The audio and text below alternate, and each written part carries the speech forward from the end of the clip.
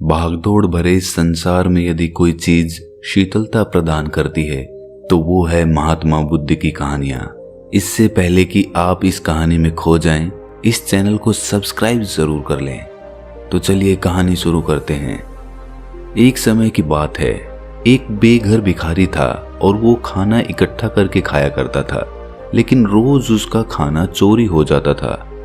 एक दिन उसने एक चूहे को पकड़ा जो उसका खाना चुरा कर ले जाता था और उससे कहा कि तुम मेरा खाना क्यों चुराते हो? मैं तो खुद एक भिखारी हूँ। चुराना है तो किसी अमीर का चुराओ, उसे तो कोई फर्क भी नहीं पड़ेगा। चूहे ने कहा कि यही मेरे भाग्य में है कि मैं तुमसे खाना चुरा कर खाऊं, क्योंकि तुम्हारे भाग्य में भी यही है कि तुम अपने पास केवल 8 चीजें ही रख सकते हो, चाहे तुम्हारे पास कितना ही खाना क्यों ना हो। ये सुनकर बेघर भिखारी को सदमा लग गया और उसका दिल भी टूट गया कि भला कौन सी ऐसी किस्मत के साथ जीना चाहेगा। उसने तय किया कि वो अपनी समस्या का समाधान बुद्ध से पूछेगा और वो यात्रा पर निकल जाता है। पूरे दिन यात्रा करने के बाद उसे शाम को एक धनी परिवार का घर मिलता है। वो सोचता है कि क्यों ना आज रात यहीं पर गुजार लूं, सुबह होते ही बुद्ध के पास जाने के लिए निकल जाऊंगा। वो जाकर गेट खटखटाता है। वो उनसे कहता है कि मैं एक यात्री हूँ, क्या यहाँ आज रात रुक सकता हूँ? मालिक उसे भीतर बुला लेता है और दोनों भोजन करने बैठ जाते हैं। भोजन करते समय मालिक ने पूछा, आप कहाँ की यात्रा कर रहे थे? भिखारी ने कहा, मेरे कुछ सवाल हैं जिनके जवाब बुद्ध से लेने जा रहा हूँ। ये सुन उस घर की मालकिन ने कहा कि क्या आप बुद्ध से मेरा भी एक सवाल पूछ लेंगे? भिखारी ने कहा, ठीक है, क्या सवाल है आपका? वो कहती है कि मेरी 16 साल की बेटी है, वो बोल नहीं सकती। आप उनसे पूछना कि हम ऐसा क्या करें कि वो बोलने लग जाए। अगले दिन वो उन्हें आश्रय देने के लिए शुक्रिया अदा करके यात्रा के लिए निकल जाता है। वो फिर अपनी यात्रा शुरू करता है। आगे जाकर उसे एक पहाड़ों का झुंड मिलता है जिसे उसे पार करना होता है। उसे वहां एक जादूगर मिलता है। वो भिखारी उससे कहता है कि क्या आप मेरी इन पहाड़ों को पार करने में मदद करेंगे? जादूगर उसे अपनी छड़ी पर बिठाकर पहाड़ पार करा देता है। जादूगर उससे पूछता है कि कहाँ जा रहे हो? भिखारी कहता है, बुद्ध से मिलने। जादूगर कहता है कि क्या तुम मेरे लिए एक सवाल उनसे पूछ सकते हो? भिखारी कहता है, हाँ बताइए क्या सवाल है।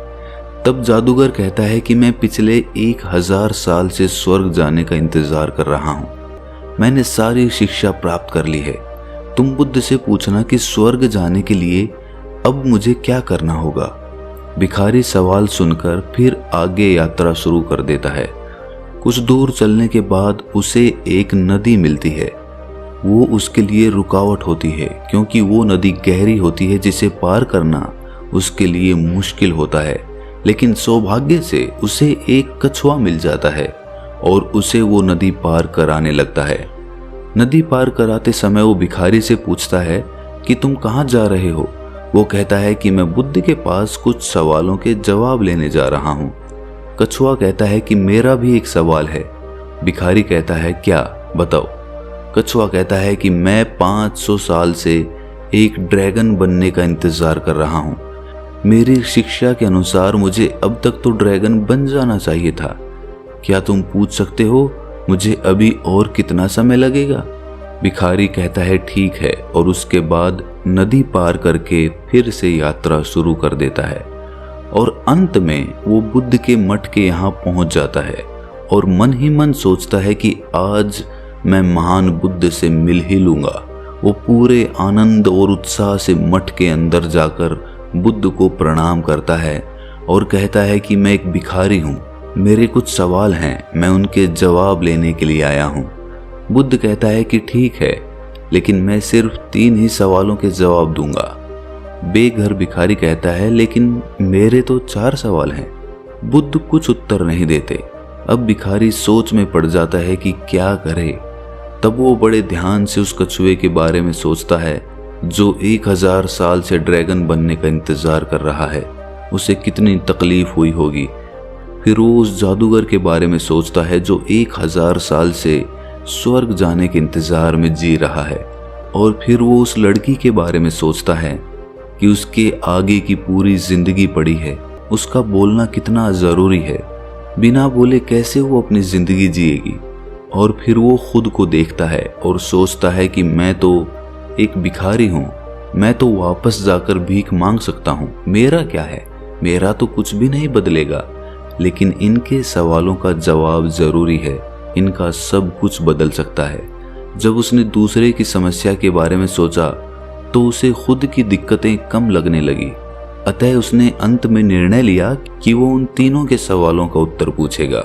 सबसे पहले उसने उस कछुए के बारे में पूछा। बुद्ध ने कहा वो कछुआ अपना ढांचा छोड़ने के लिए तैयार नहीं है। जब तक वो उसे नहीं छोड़ेगा तब तक वो ड्रैगन नहीं बन सकता। फिर उसने उस जादूगर के बारे में पूछा। बुद्ध ने कहा कि उसकी छड़ी एक आसरे की तरह है जो उसके स्वर्ग जाने में बाधा बन रही है। उसे वो हमेशा अपने हाथ में रखता है। उसे छड़ी को दूर करना होगा तभी वो स्वर्ग जा पाएगा। फिर उस भिखारी ने लड़की के बारे में पूछा। बुद्ध ने कहा वो लड़की जरूर बोलेगी जब वो अपने हमसफर से मिलेगी। अपने तीनों प्रश्नों के उत्तर जानकर उसने महान बुद्ध को प्रणाम किया और खुशी खुशी वहां से विदा हो गया। वापस रास्ते में वो कछुए से मिलता है और कहता है कि अपना ढांचा बदलो, तुम ड्रैगन बन जाओगे। कछुआ अपना ढांचा निकाल देता है। उसमें बेशकीमती हीरे होते हैं जो गहरे समुद्र के होते हैं। वो उसे भिखारी को दे देता है और उसको धन्यवाद करके ड्रैगन बनकर उड़ जाता है। फिर भिखारी उस जादूगर से एक बड़ी पहाड़ी पर मिलता है और कहता है कि आपको ये छड़ी छोड़नी होगी तब आप स्वर्ग जा पाओगे। ये सुनकर वो जादूगर अपनी छड़ी उस बेघर को देकर स्वर्ग की तरफ चला जाता है। अब भिखारी के पास कछुए का दिया हुआ धन था और जादूगर की शक्तिशाली छड़ी थी जिसमें बैठकर वो उस घर को जाता है जहां उसने रात गुजारी थी। उस भिखारी को देखकर उसके परिवार वाले बहुत खुश होते हैं कि उन्हें उनका जवाब मिलेगा। भिखारी कहता है कि आपकी बेटी बोल पाएगी जब उसे उसका हमसफर मिलेगा। उसी क्षण उनकी बेटी नीचे आकर कहती है, क्या ये वही आदमी है जो पिछले हफ्ते आया था? ये सुन उसके माता पिता हैरान हो जाते हैं।